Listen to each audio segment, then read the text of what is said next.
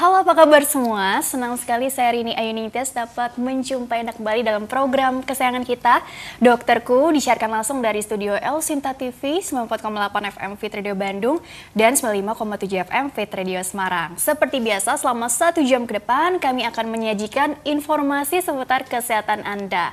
Dan tema kita hari ini sangat menarik, yaitu mengenai kanker hati. Bagi Anda yang ingin bertanya langsung, silakan di 021 2520 666 atau mention pertanyaan Anda via Twitter di @elsintatv.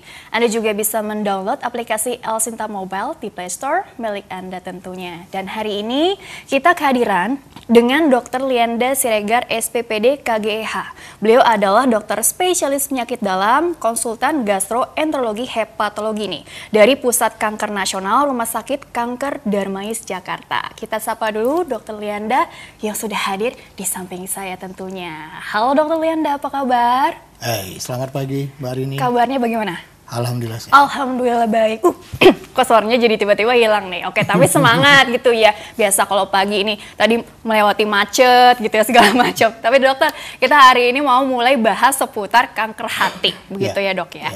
Nah, ini kan biasanya pasien-pasien gitu ya yang mungkin di rumah sakit kanker Darmais atau mungkin di rumah sakit lain gitu ya, datang dalam kondisi maaf aja nih gitu. Udah yang kondisi agak lanjut atau apa gitu ya dok ya. Jadi memang karena katanya di awal-awal itu bisa jadi biasanya gitu ya, nggak ngerasain apa-apa, mungkin cuma mual-mual biasa, tapi tahu-tahu penyakitnya udah berkembang jadi keganasan, artinya udah jadi kanker hati stadium yang lanjut begitu ya dok ya. Jadi sebetulnya apakah memang seperti itu perjalanan penyakitnya rata-rata di Indonesia, mungkin yang dialami oleh pasien seperti itu, dan kemudian juga apakah memang karena si hatinya yang bermasalah atau itu efek dari penyakit lain dok, sehingga jadi hatinya yang mengalami kerusakan ke depannya. Kira-kira seperti apa sih penjelasannya dok? Silakan dokter Lianda. Terima kasih Mbak Rini. Memang yang kita temukan bahwa pasien-pasien yang datang ke rumah sakit kanker Darmais itu sudah dalam keadaan stadium lanjut ya.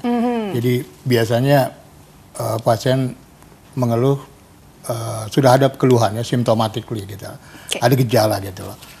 Nah memang kita ketahui bahwa apa sih kanker hati? Kanker hati itu adalah kanker yang tumbuh dari hati, jadi primer kita sebut. Ada 2 kanker hati jenisnya. Yang pertama adalah yang berasal dari sel hati, kita sebut sebagai karsinoma sel hati. Ya.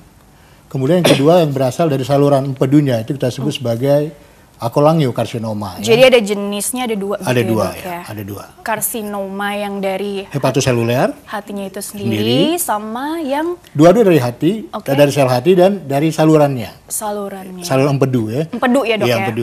Kita sebut sebagai kolangiokarsinoma. Jadi ada 2 gitu ya jenisnya. Tapi yang paling banyak terjadi yang memang karena dari si lokal si hatinya ini atau yang empedu tadi, saluran empedunya? Ya, lebih banyak yang primernya dari sel-sel hati. Nah, dia nggak berdiri sendiri ya. Jadi sel-sel hati itu rusak oleh karena proses. Dan proses itu berlanjut bertahun-tahun. Jadi penyebabnya itu di Indonesia yang paling sering itu adalah hepatitis B ya. Jadi di rumah sakit kanker Darmais juga dalam data kita bahwa hampir 51% penyebab kanker hati itu yang ke Darmais itu karena hepatitis B. Jadi hampir setengahnya itu penyebabnya karena si hepatitis B gitu ya. Selain hepatitis B mungkin ada lagi nggak sih dok yang jadi 50%-nya lagi ini apa kira-kira ya?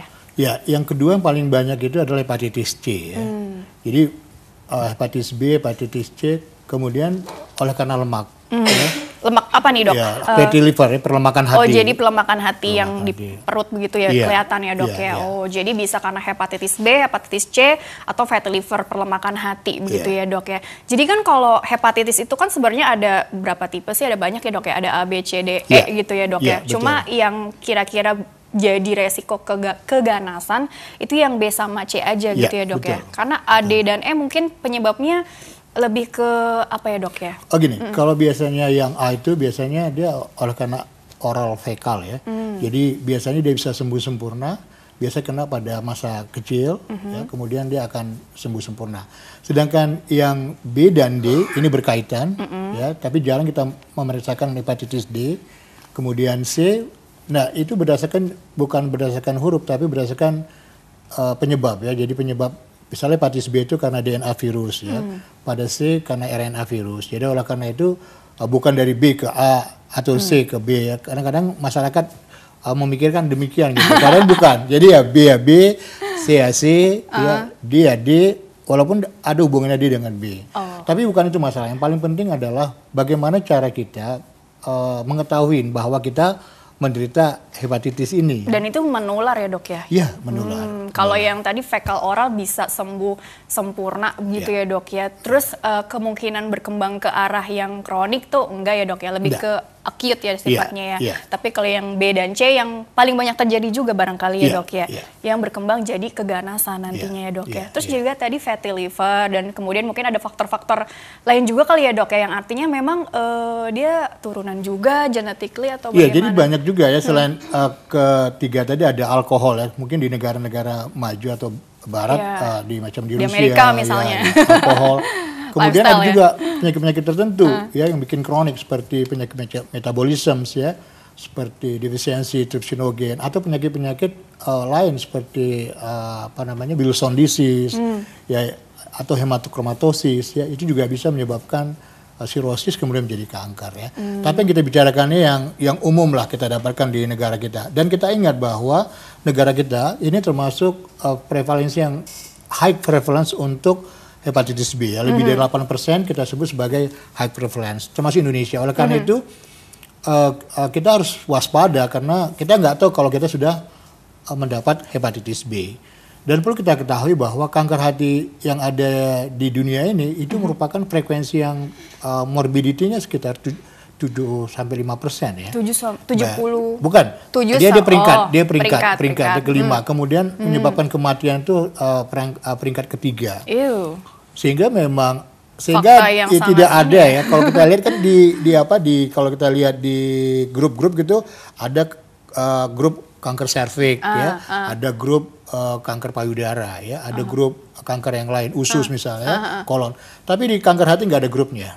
Karena apa? Karena dia fatality rate-nya sangat tinggi. Artinya apa? Angka kematiannya sangat tinggi. Sehingga angka kejadian dengan angka kematian itu hampir berimbang, 0,97%. Sehingga miris. Sehingga ya itu. Jadi kalau udah kena kanker hati biasanya jarang hidupnya panjang gitu. Jadi mungkin karena tadi ditemukannya juga udah stadium yang lanjut juga, jadi akselerasi ke stadium akhirnya jadi cepat gitu dok ya. Oleh karena itu ya tentu apa sih pertanyaan kan paling gampang sih, bagaimana sih kalau kita ingin tahu ya periksa darah. Tidak ada lain. Itu screening tuh. Iya. Minimal periksa darah gitu ya dok ya. Apalagi kalau ada faktor resiko keluarga yang ada hepatitis B atau C tadi ya dok ya. Karena bisa dibilang tadi banyak juga yang mungkin nggak screening juga dan nggak ngeh juga kalau ternyata mungkin dia udah ada nih si hepatitis B-nya itu ya dok ya. Bisa nggak sih dok?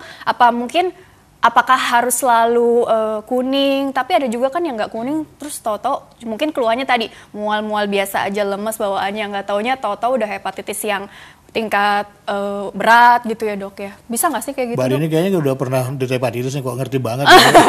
Baca-baca dong. Gitu ya.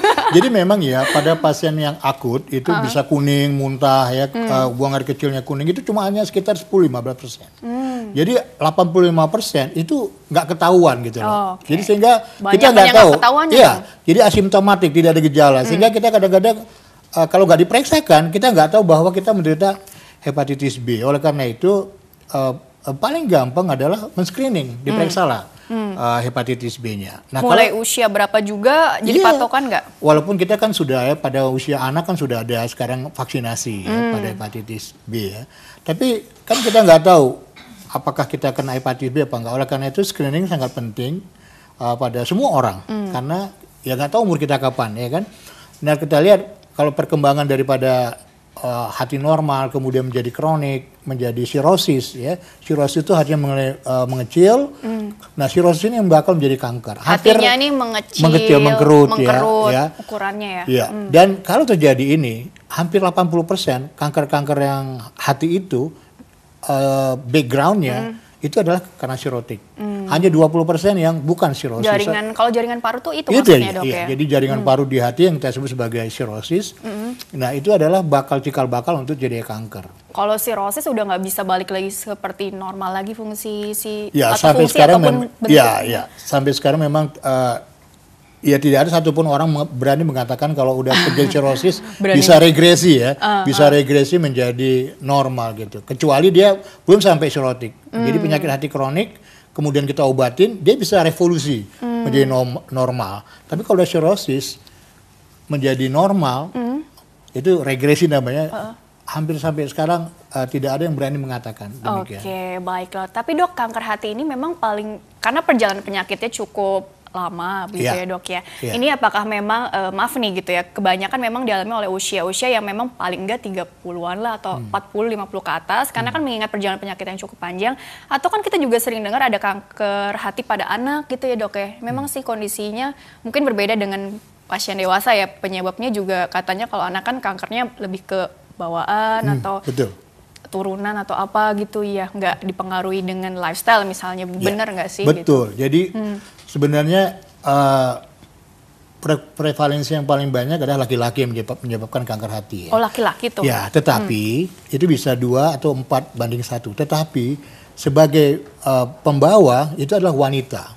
Jadi pada hepatitis B itu wanita itu membawakan atau menularkan ke bayi. Ibu hamil atau? Ya, ibu hamil. Jadi ibu hamil itu dia akan menularkan secara langsung directly ke bayi ya. Hampir 95% bayi-bayi yang ibunya B positif, maka si anak bayi juga akan tertular. Oleh karena itu kita cukup lumayan di DKI ya, sudah ada, mungkin di Indonesia juga program kesehatan bahwa setiap ibu hamil itu harus atau orang yang mau nikah diperiksa hepatitis B-nya. Oh, bahkan sebelum menikah gitu ya. Ya, karena wanita yang akan menularkan kepada anaknya ya, sehingga memang itu yang menjadi concern kita supaya tidak berlanjut ke. Nah pun kalau misalnya sudah positif si ibu, kemudian dia harus katakan dia harus hamil, maka itu bisa dicegah. Jadi begitu bayi itu lahir, kita kurang 12 jam, kita bisa memberikan imunisasi pasif dan aktif tadi, gitu ya. Artinya ini harapan kedepannya juga gitu ya, supaya si bayinya ini tetap terlindungi gitu ya dok, walaupun ibunya sudah terinfeksi hepatitis B gitu ya dok ya, supaya aman gitu ya, ada vaksinasi tadi gitu ya dok ya. Dok, kalau dilihat dari perjalanan penyakit tadi, ini kan awalnya keganasan gitu ya dok ya.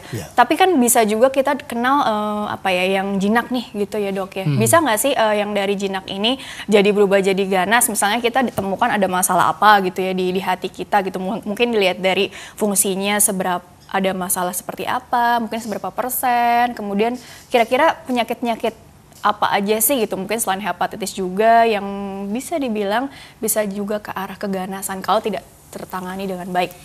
Ya, jadi sebenarnya baik tumor jinak maupun tumor ganas yang kita temukan itu hanya by accident ya, artinya kecuali pasien ada keluhan. Kesengaja gitu. Ya, symptomatically.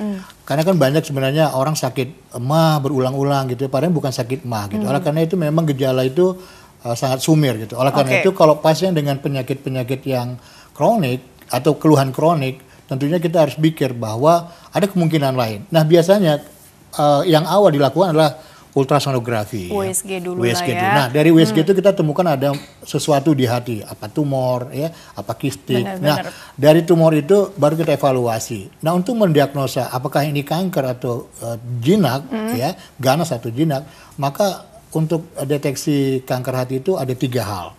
Pertama selain gejala tadi muncul misalnya dia misalnya ada sakit perut sebelah kanan ya, atau karena dia 80% karena ada sirotik, biasanya gejala-gejala sirosisnya kelihatan.